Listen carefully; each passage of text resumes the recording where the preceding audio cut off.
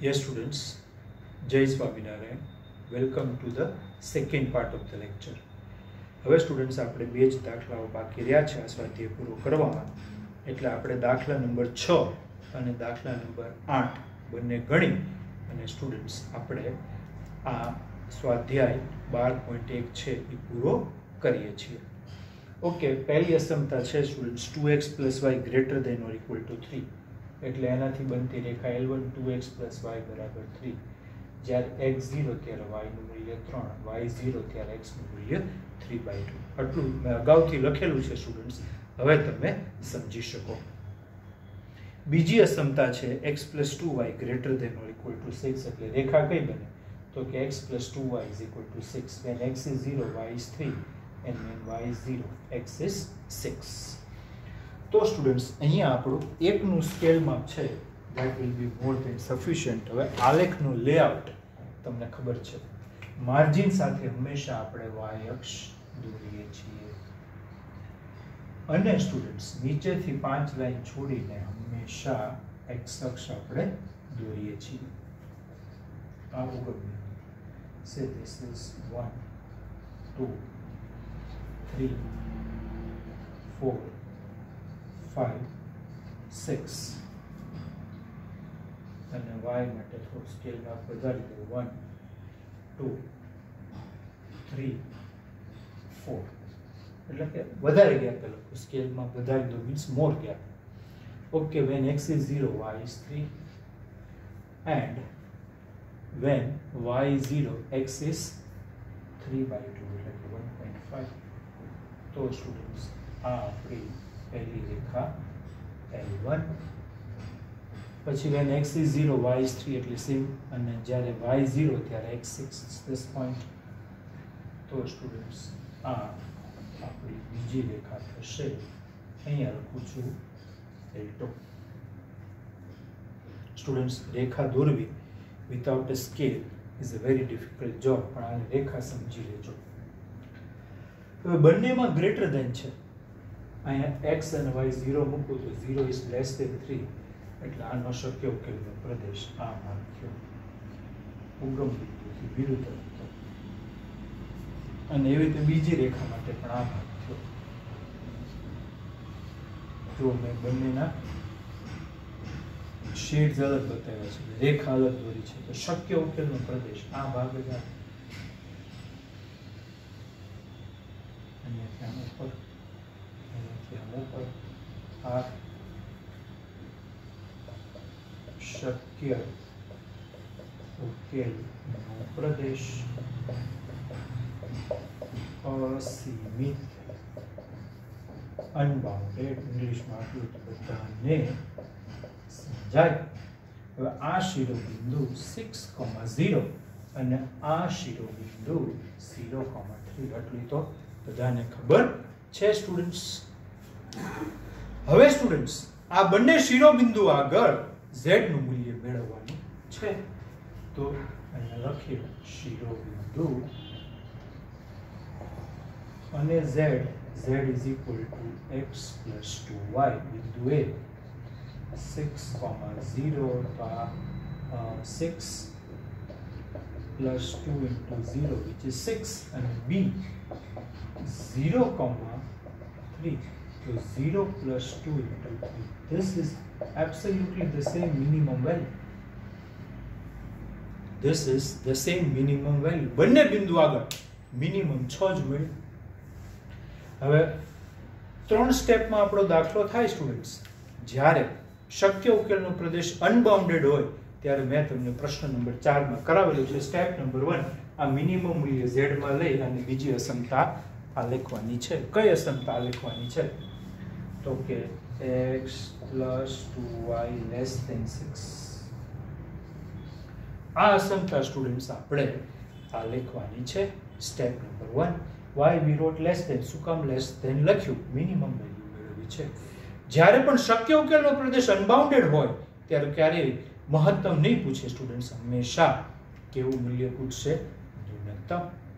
Step number 2, આ અસમતા લખો. તો આને આલેખવા માટે x 0 ત્યારે આમાંથી રેખા કઈ બનશે? તો કે x plus 2y is equal to 6 જ. x0 ત્યારે y3 અને y0 ત્યારે 6. તો આને આલેખવાની છે એટલે એક્ચ્યુઅલી આ રેખા આપણી L2 જ થઈ. This is the same line. એટલે આની ઉપર હું ડોટેડ લાઈન દોરી નાખું બ્લુ પેનથી, એટલે તમે ઝૂમ કરીને જોઈ શકશો. ડોટેડ લાઈન સ્ટુડન્ટ્સ, ડોટેડ એટલે આમ લંબાવું છું, ડોટેડ લાઈન એટલે આને લંબાવું છું. અને આ આપણી રેખા થઈ x plus 2y less than 6. Dotted એટલા માટે કે ઇક્વલ ટુ નથી. આ લાઈન ડોટેડ કારણ કે બીકોઝ એટલું ઇંગ્લિશ સમજાય, ઇક્વલ ટુ નથી, ખાલી લેસ ધેન છે. તો જ્યારે પણ સ્ટુડન્ટ શક્ય ઉકેલનો પ્રદેશ અનબાઉન્ડેડ હોય ત્યારે આપણો 3 સ્ટેપ અપ્રોચ હજી એકવાર આ દાખલામાં ફરીવાર છેલ્લી વાર પરફેક્ટલી સમજી લેજો. જ્યારે પણ શક્ય ઉકેલનો પ્રદેશ અસીમિત એટલે કે સ્ટુડન્ટ્સ અનબાઉન્ડેડ, ત્યારે 3 સ્ટેપ અપ્રોચ. સ્ટેપ નંબર 1 જે ન્યૂનતમ મૂલ્ય આવ્યું એ લઈ અને z વાળા સમીકરણમાં મૂકી અને અસમતા લેસ ધેન એટલા માટે કે અહીંયા મિનિમમ છે. સ્ટેપ નંબર 2 એ અસમતાને આલેખો અને લેસ ધેન છે એટલે એનો શક્ય ઉકેલનો પ્રદેશ ઉગમ બિંદુને સમાવતું અંતર આવે, આ ભાગ આવે. જો હું ચોથા ચરણમાં નથી જાતો, બીજા કે ત્રીજા ચરણમાં નથી જાતો, આના શક્ય ઉકેલના પ્રદેશને આપણે S કહીએ છીએ. હવે સ્ટેપ નંબર 2 હજી એકવાર રિપીટ કરું છું. સ્ટેપ નંબર 2 કે જે 6 મૂલ્ય મિનિમમ લીધું એ અસમતા લખવાની અને એના શક્ય ઉકેલનો પ્રદેશ આપણે હંમેશા S કહીએ છીએ. S કેવું એવું જરૂરી નથી, U કયો કે V કયો, તમને જે ઠીક લાગે. તો step number 3 S intersection R બરાબર ખાલી કારણ કે આ રેખા પરના બિંદુ લેવાના નથી, આ ડોટેડ રેખા છે. x plus 2y અહીંયા જો આ ઇક્વલ ટુ છે એટલે L2 ડાર્ક હતી, પણ આ જે x plus 2y less than 6 છે એ ડોટેડ છે કારણ કે સ્ટુડન્ટ્સ એમાં ઇક્વલ ટુ નથી. તો R અને S નો છેદ ખાલી ગયો, તેથી z મિનિમમ બરાબર 6 છે. તેથી 6 જે આવ્યું સ્ટુડન્ટ્સ એ હેતુલક્ષી વિધેય z નું ન્યૂનતમ મૂલ્ય છે. તો સ્ટુડન્ટ્સ આ જે 3 સ્ટેપ અપ્રોચ છે સ્ટુડન્ટ્સ એ તમે જો એકવાર પરફેક્ટલી સમજી લ્યો સ્ટુડન્ટ્સ તો આવા પ્રશ્નો કરવા બિલકુલ સહેલા છે. હજી એકવાર આ 3 સ્ટેપ અપ્રોચ સમજાવું છું. જે ન્યૂનતમ મૂલ્ય આવ્યું એ z વાળા સમીકરણમાં લેસ ધેન એટલા માટે કારણ કે મિનિમમ છે. Step number 2 x plus 2y less than 6 ની જે અસમતા બની અને આલેખો અને એનો શક્ય ઉકેલનો પ્રદેશ S માર્ક કરો. સ્ટેપ નંબર 3 આપણો અનબાઉન્ડેડ શક્ય ઉકેલનો પ્રદેશ R અને S નો છેદ ખાલી ગણ હોય તો 6 ન્યૂનતમ મૂલ્ય, છેદમાં જો એક પણ બિંદુ હોય તો 6 ન્યૂનતમ મૂલ્ય હોઈ શકે નહીં. પરંતુ અહીંયા આપણને એવા જ દાખલા આવશે કે જેમાં છેદ ખાલી ગણ છે, તેથી ન્યૂનતમ મૂલ્ય સ્ટુડન્ટ્સ 6 છે. That's all. ચલો હવે છેલ્લો પ્રશ્ન એટલે આપણો સ્વાધ્યાય 12.1 સ્ટુડન્ટ્સ અહીંયા પૂર્ણ થશે. છેલ્લો પ્રશ્ન, પ્રશ્ન 8 લઈએ છીએ સ્ટુડન્ટ્સ. આઈ થિંક 7મો પ્રશ્ન આપણે ઓલરેડી ગણી લીધો છે. એટલે હવે તમારા હોમવર્કમાં આ લેક્ચરના બધા પ્રશ્નો બે વાર ગણવાના છે અને પછી સ્ટુડન્ટ્સ હવે નવું આ ચેપ્ટરમાં આપણે કશું જ ભણવાનું નથી. ચલો 8મો પ્રશ્ન. પહેલી મર્યાદા x plus 2y greater than or equal to 100. Answer 8. બીજી મર્યાદા students 2x minus y less than or equal to 0. ઉગમ બિંદુમાંથી પસાર થતી રેખા એ આપણે એક વાર એમાં સમજી લેશું. અને ત્રીજું કે 2x plus y less than or equal to 200. Okay, અને અનરૂલ મર્યાદાઓ બાય ડિફોલ્ટ હશે જ. x y greater than or equal to 0 અને z બરાબર સ્ટુડન્ટ z બરાબર x plus 2y નું મહત્તમ તેમજ ન્યૂનતમ મૂલ્ય. z બરાબર x plus 2y નું minimum and maximum, both values. Okay, तो મળી જ જાય. હજી એકવાર x plus 2y greater than or equal to 100, 2x minus y less than or equal to 0 અને 2x plus y less than or equal to 200. આની ઉપરથી પહેલી રેખા બનશે students L1 x plus 2y is equal to 100. ચાલો x0 ત્યારે y નું મૂલ્ય 50, y0 ત્યારે x નું મૂલ્ય 100. આ તો ઉગમ બિંદુમાંથી પસાર થતી જ રેખા છે એટલે x0. હવે x નું મૂલ્ય સપોઝ 10 લો તો y નું મૂલ્ય 20. કારણ કે આ જે રેખા બને સ્ટુડન્ટ્સ, ચાલો આ રેખા લખી લો. આ જે રેખા બને એ L2 2x minus y is equal to 0. એટલે x0 ત્યારે y0 અને x10 ત્યારે y20. હવે ત્રીજી રેખા છે students L3 2x plus y equal to 200. x0 ત્યારે y નું મૂલ્ય 200 અને y0 ત્યારે x નું મૂલ્ય 100. This is students what we have to discuss. આટલું ક્લિયર બધાને સમજાઈ જવું જોઈએ. આમાં કશું જ અઘરું નથી સ્ટુડન્ટ્સ. હવે સ્ટુડન્ટ્સ ગ્રાફ નો લેઆઉટ બધાને ખબર છે. all of you know the layout of the graph. ચાલો ગ્રાફ નો લેઆઉટ બધાને સ્ટુડન્ટ્સ ખબર છે. હવે સ્કેલ માપ સ્ટુડન્ટ્સ, અહીંયા સ્કેલ માપ સૌથી અગત્યનું છે. આપણે સ્ટુડન્ટ્સ સ્કેલ માપ 50 છે, 100 છે, 200 છે, 10 છે અને 20 છે. એટલે અહીંયા y માં 200 જોવે છે અને x માં 100. એટલે આપણે 20 નું સ્કેલ માપ લેશું સ્ટુડન્ટ્સ.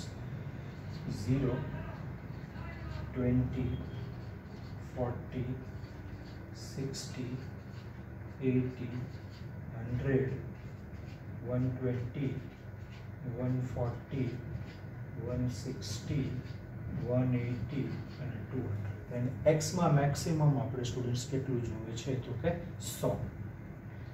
એટલે અહીંયા આપણે લખશું 20. થોડા અહીંયા ગેપ વધારી દઈએ સ્ટુડન્ટ્સ. ચાલો 20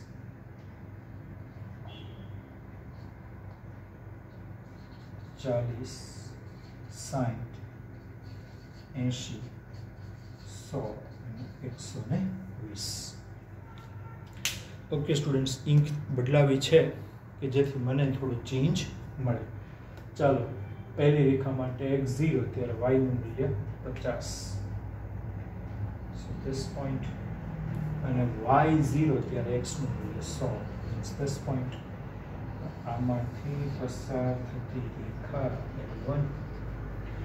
પછી x નું મૂલ્ય 10 ત્યારે y નું મૂલ્ય 20.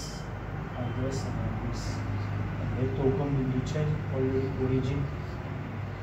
એટલે આ રેખા સ્ટુડન્ટ્સ થોડી લંબાવી છે એટલે આપણને આઈડિયા આવે.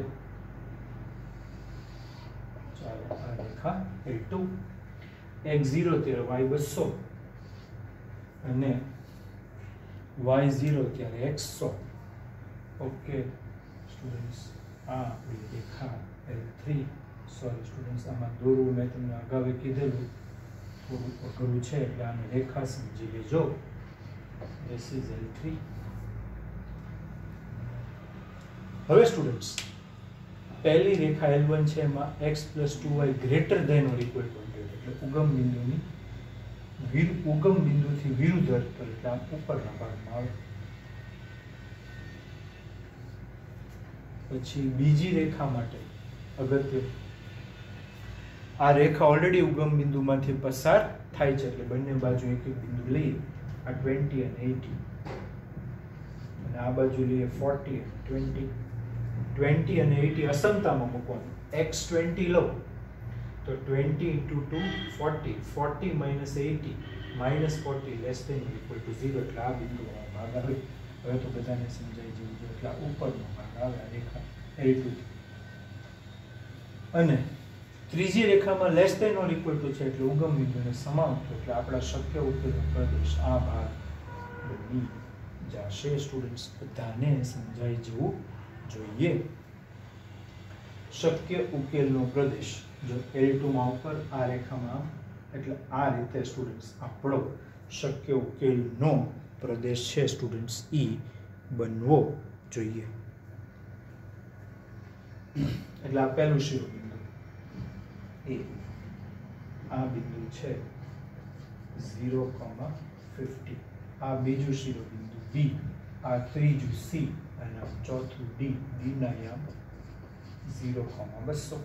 હવે બી અને સી ના યામ મેળવવાના છે સ્ટુડન્ટ્સ. ઇઝીલી મળી જશે. બી કોનું છેદ બિંદુ છે તો કે L1 અને L2.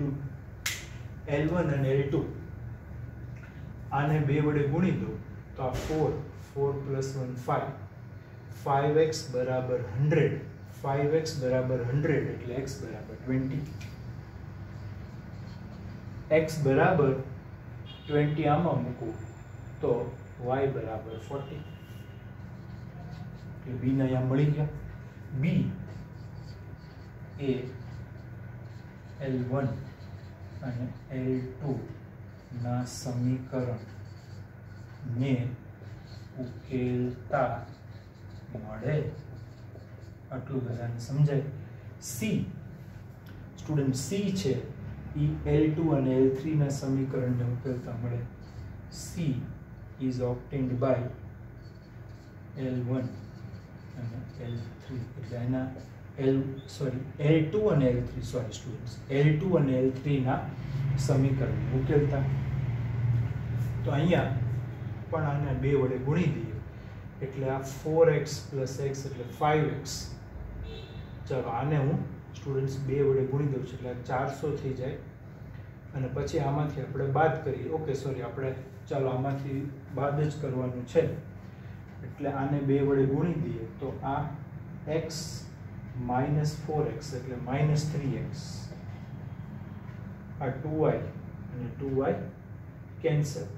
100 માઇનસ અહીંયા બે વડે ગુણતા એટલે 100 - 400 એટલે -300 એટલે x બરાબર 100. x બરાબર 100 આવે સ્ટુડન્ટ્સ તો એ મૂકતા y બરાબર 100 એટલે 100,100. એક મિનિટ. x બરાબર એક જ મિનિટ સ્ટુડન્ટ્સ આમાં આપણે કંઈક ગણતરીમાં ભૂલ કરી છે. એક જ ફરીવાર જોઈએ.